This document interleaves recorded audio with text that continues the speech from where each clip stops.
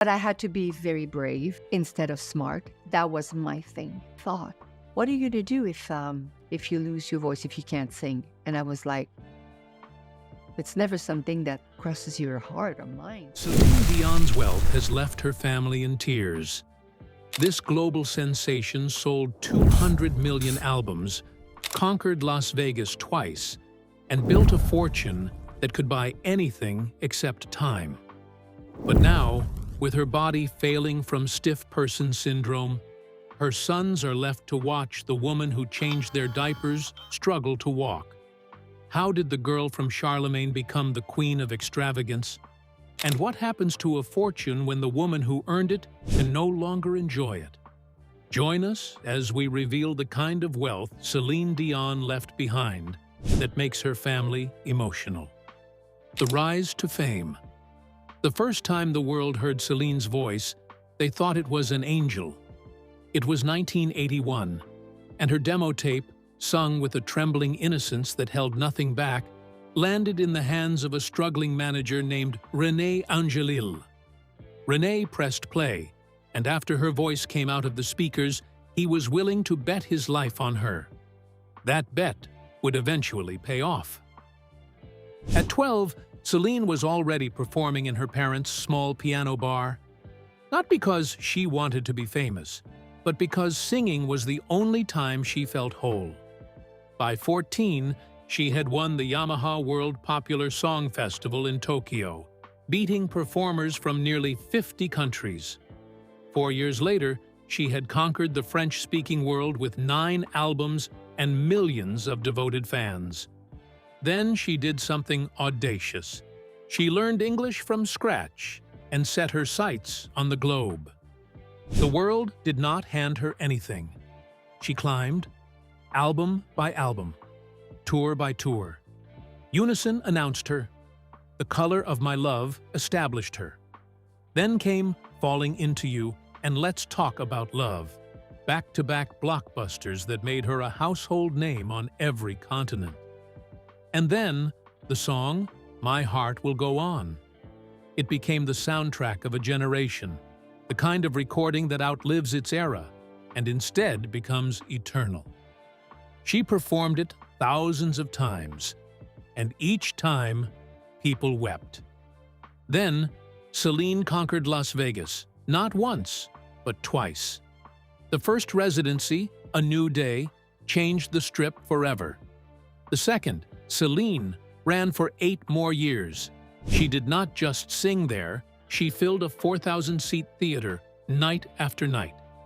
By the end of her Vegas runs, Celine had performed over 1,000 shows and grossed nearly $750 million. She has sold 200 million albums worldwide. She had won 5 Grammys and earned 2 Oscars. But before Celine became a star, she was just an ordinary girl. What does it take to rise so high, especially when one starts with nothing, not even their own bed? The girl from Charlemagne.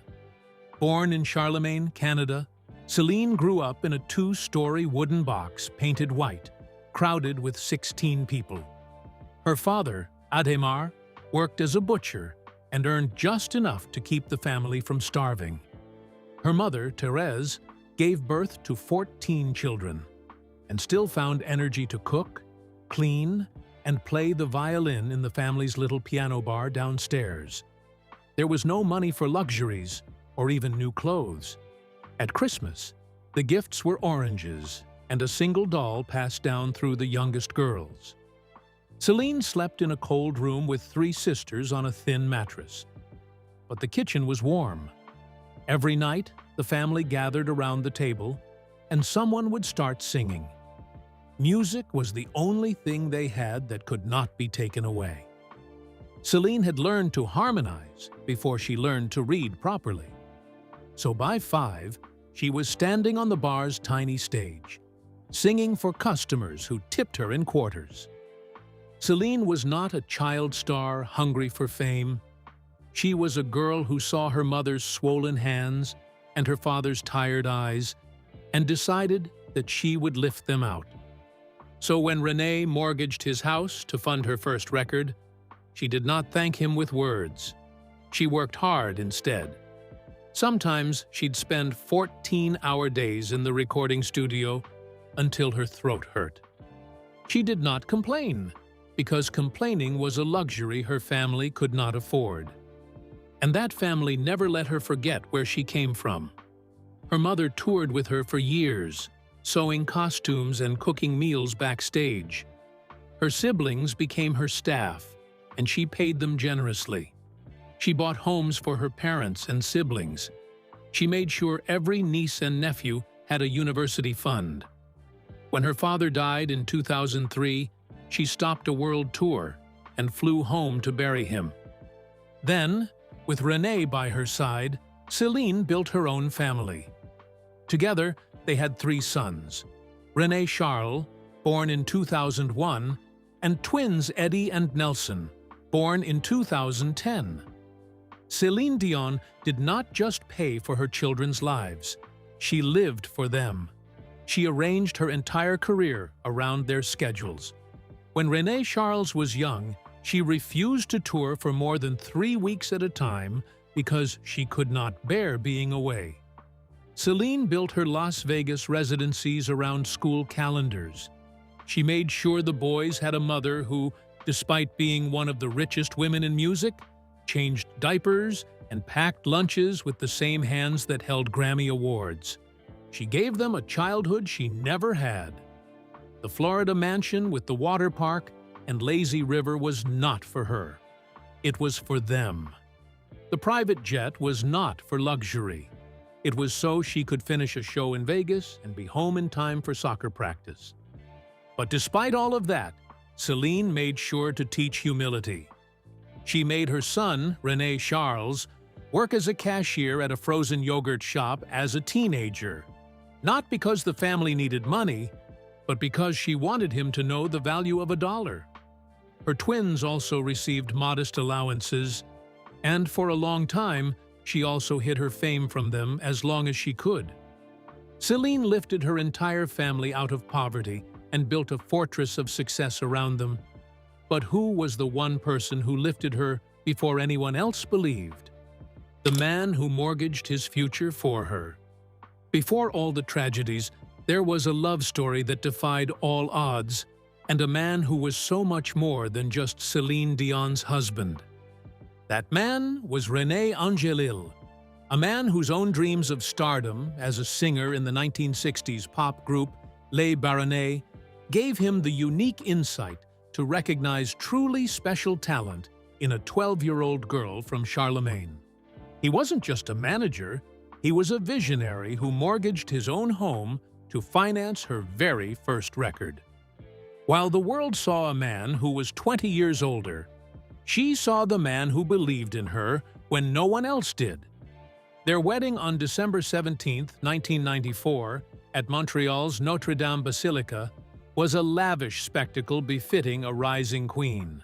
Her wedding dress, with its 20-foot train and a 6-pound tiara, was so heavy that she later joked it landed her in the hospital. It was a declaration to the world that their partnership was eternal, a bond that would produce their 3 beloved sons. Behind the scenes, a quiet war was being fought. Renee had been battling throat cancer for years, first diagnosed in 1998 before going into remission, only to have it return with a vengeance in 2013. Celine took a 2-year hiatus from her career to be his full-time caretaker, singing to him in his hospital room instead of to millions in Las Vegas. He passed away on January 14, 2016, just 2 days before his 74th birthday, holding the hand of the girl whose career he had built. She paid tribute in the most profound way possible by singing Ave Maria at his funeral in the very same Montreal Basilica where they had been married. After she buried the man who had believed in her since childhood, what cruel surprise was her own body hiding all along? The diagnosis that changed everything. 6 years after she buried Renee, Celine Dion received news that would alter her life forever. And when she shared it with the world, her fans went into mourning.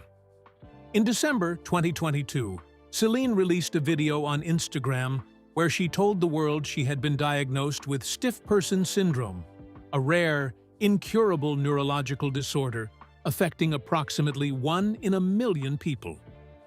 The disease causes progressive muscle stiffness and painful spasms, noise, touch, and emotional distress. These could trigger an episode at any moment. Sadly, there is no cure, and treatment can only manage symptoms.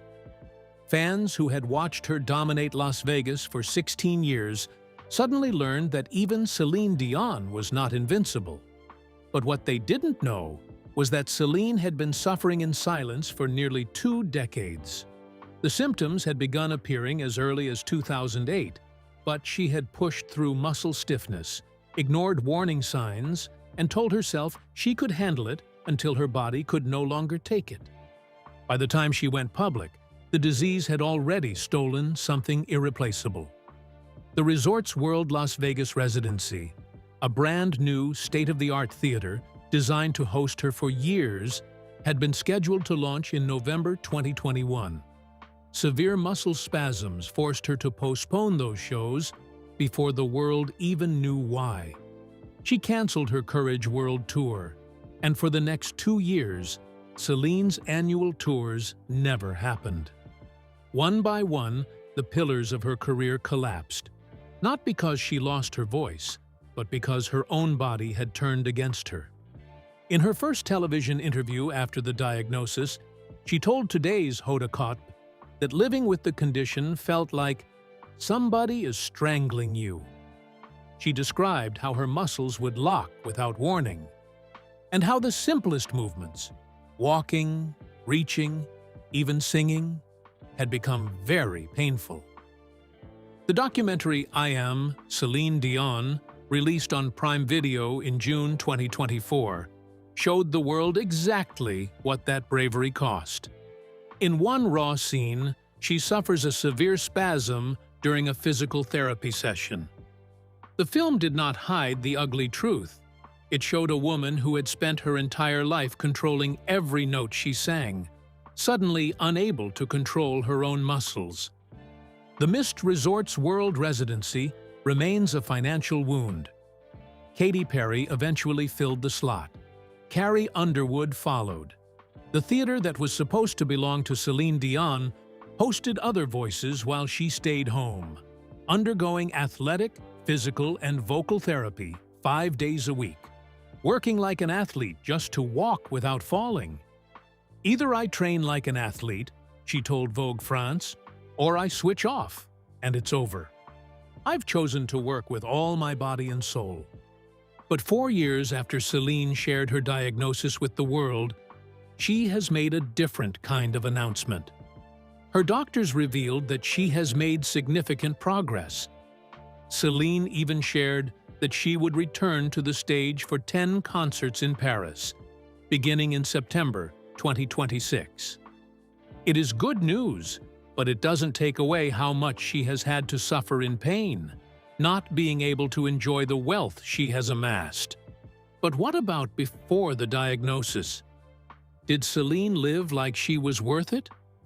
The luxurious life of Celine.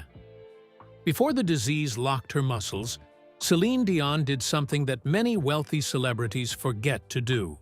She actually enjoyed her money. Her philosophy was simple and famously stated.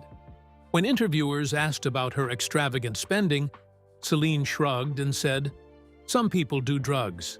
I buy shoes." She owned an estimated 3,000 to 10,000 pairs. Not for hoarding, but for wearing. Red carpets, grocery runs, parent-teacher conferences. She showed up in heels that cost more than most people's rent. She bought designer outfits outright, never borrowed, because she felt it was a form of respect to her fans. They paid to see her. She owed them authenticity, not borrowed glamour. But shoes were just the beginning. After her first Las Vegas residency, she installed a full water park in her Florida backyard, a lazy river with water slides and a cabana. The $38 million mansion became a playground for her 3 sons. Celine also bought a private bombardier jet for roughly $42 million to save herself time. The jet allowed her to finish a show in Vegas at midnight and be home in Florida by breakfast. She flew her siblings and their families on vacations. She paid for her mother's home, her father's medical bills, and her nieces' and nephews' university tuition. The money never sat still. It moved. It lifted people. She also collected real estate like other people collect stamps. At one point, Celine owned properties in Florida, Quebec, Las Vegas, and Paris. She joked that buying homes was her version of playing Monopoly. Each property served a purpose: a family compound in Canada for summer reunions, a quiet retreat in Florida for privacy, a condo in Vegas for work. When asked why she needed so many houses, she answered, "Because I can, and because my family likes to be together." Fashion, water parks, jets, houses, none of it was mindless consumption. Celine Dion spent it because she had spent the first 12 years of her life with nothing. Every purchase was a small rebellion against the girl who flipped her plate over to eat dessert from the same dish. She did not hoard her fortune for a rainy day. She danced in the rain. And then the rain became a storm. The stiff person syndrome that had been whispering since 2008 finally roared. The jet carries her to medical appointments instead of vacations. The shoes, thousands of pairs, remain in closets she cannot always reach without help. Her family looks at the things she bought with joy and sees the body that bought them, now failing. They do not regret her spending. They regret that she cannot enjoy it the same way anymore. So if she can no longer enjoy the fortune the way she once did, what happens to it now? And who will hold it when she's gone? The future of Celine's wealth. Celine Dion is not retired. Despite stiff person syndrome, she has announced a return to live performance. On March 30, 2026, she confirmed a 5-week limited engagement at Paris La Défense Arena, with 16 concerts scheduled between September 12 and October 17, 2026. After overwhelming demand, she added 6 extra dates. A new French-language single, Dansons, was released on April 17, 2026, her first new recording in 7 years. A full studio album is expected by late 2026 or early 2027. Her current net worth is estimated at $570 million as of 2026 by multiple outlets. Despite canceling tours and pausing residencies due to her illness, her wealth has continued to grow. Royalties from her catalog of millions of albums sold generate a steady income. The documentary, I Am, Celine Dion, released on Prime Video in June 2024, added to her earnings. Her net worth increased by approximately 4% in 2025 alone. Can her wealth increase further?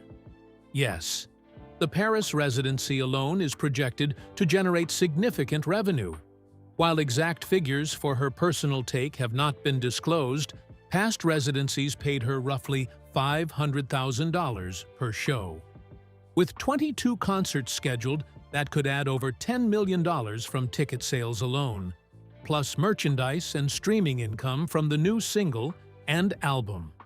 If her health allows future tours or a return to Las Vegas, her net worth could climb towards $600 million, or beyond.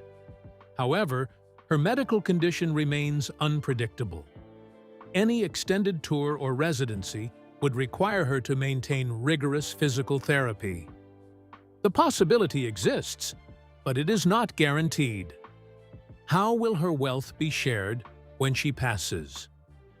When René Angelil died in 2016, he placed the majority of his monetary fortune into a trust fund for Céline and their 3 sons. Céline was named administrator of his estate. 2 children from René's first marriage each inherited a house in Canada. For their 3 sons together, the trust ensures funds for education, upbringing, and other needs.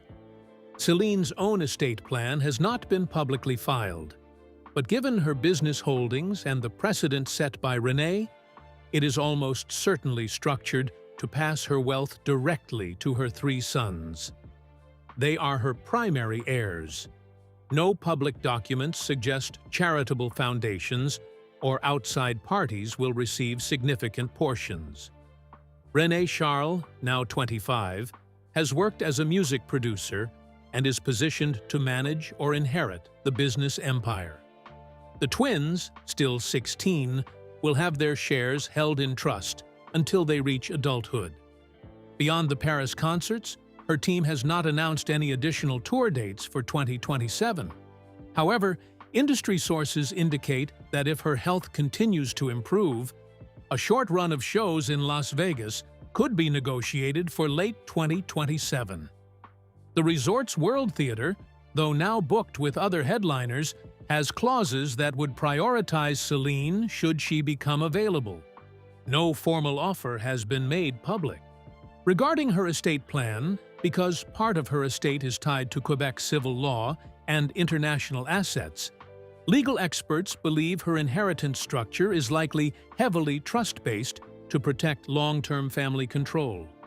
Legal experts suggest that her wealth is divided into 3 main buckets: liquid assets held in trusts, real estate properties across Canada and the U.S., and ongoing royalty rights to her master recordings. The masters alone generate an estimated $10 million annually. The twins, Eddie and Nelson, turn 18 in 2028. At that time, their trusts will begin distributing income for their living expenses, with full control of their shares likely granted at age 25 or 30, following common celebrity estate practices. René Charles, already an adult, reportedly has access to a separate trust established by René Angelil before his death. These structures ensure that no single heir can quickly deplete the fortune, and that the bulk of the wealth remains invested and growing for decades. Do you think Céline will ever return to the woman in her prime? And when her sons look at the fortune, will they feel grateful or guilty? Share your thoughts with us in the comments section. Remember to like, share, and subscribe for more. Also, click the next video showing on your screen. You will enjoy it.